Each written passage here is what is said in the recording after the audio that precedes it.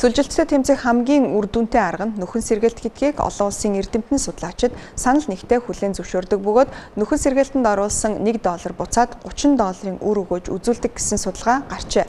Тиймээс газрын дороотой цөлжид хурдцтай явагдаж байгаа Монгол улсад нөхөн сэргэлт хийх нь уур амьсгалын өөрчлөлтөд тэмцэх хамгийн оновчтой арга гэдгийг судлаач мэргэжилтнүүд онцолж байна.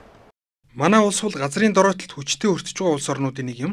Газрын дороотлын хамгийн тод жишээг Монгол оронд хурдцтай явж байгаа элсний нүүдлэр төсөөлж болно.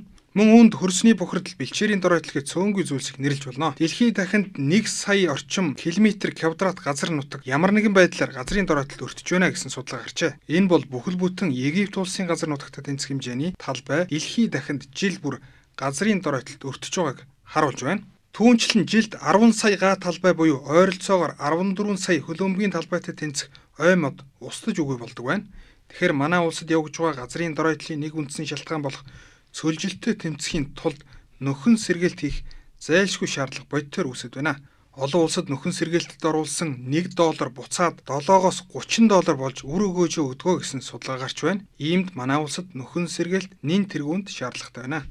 Тэгэхээр 2030 он гэхэд дэлхийн хэмжээнд 1 тэрбум га газрыг нөхөн сэргээх гэдэг ажил байгаа. 1 тэрбум газрыг нөхөн сэргээнэ гэдэг маань өөрөө нөгөө талаараа бас одоо 2030 он хүртэл дэлхий дээр байгаа хуурай газрыг бас тодорхой хэмжээгээр сэргээгээд буцаад эдийн засгийн эргэлтэнд орох хөдөө аж ахуй хүнс хүний амьдралыг тэтгэхэд бас нөлөөтэй гэж гаргасан нэг тоо байгаа.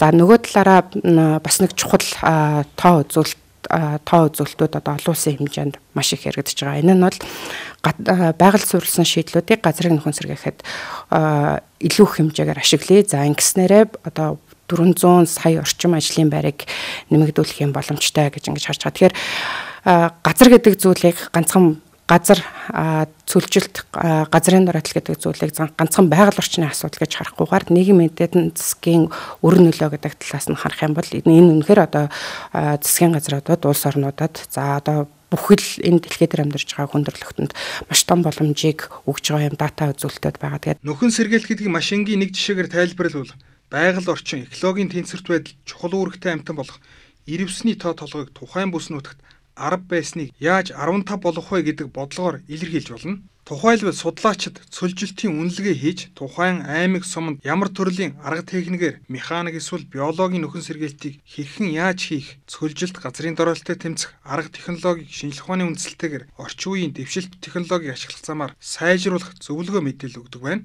Ингэснээр цөлжилт хурдцтай явагдж буй бүс нутагт ямар төрлийн ургамлыг яаж нутагшуулж, ургуулж, хамгаалж, нөхөн сэргээвэл цөлжилтийн хурд саарч, бэлчээр газрын дороотол хэдийн хугацаанд хэрхэн сэргэх вэ гэдэгт бодиттой үр дүнтэй хариулт өгдөг байна. Энэ одоо байгаль орчны нөөц за бүрэлдэхүүн хэсгүүд өөрчлөгдөх нөлөөлж байгаа зүйл нь гол зүйл нь мэдээж дэлхийн нийтийг амарсан уур амьсгалын дулаар л за хоёрдугаарт бол за газар ашиглалттай холбоотой асуудлууд байгаа. Тухайлах юм бол одоо даацаас сэтэрсэн мал аж ахуй эрхлэх гэдэг юм уу те. За томоохон талбайг хамаарсан уул уурхай ашиглах. За мэдээж одоо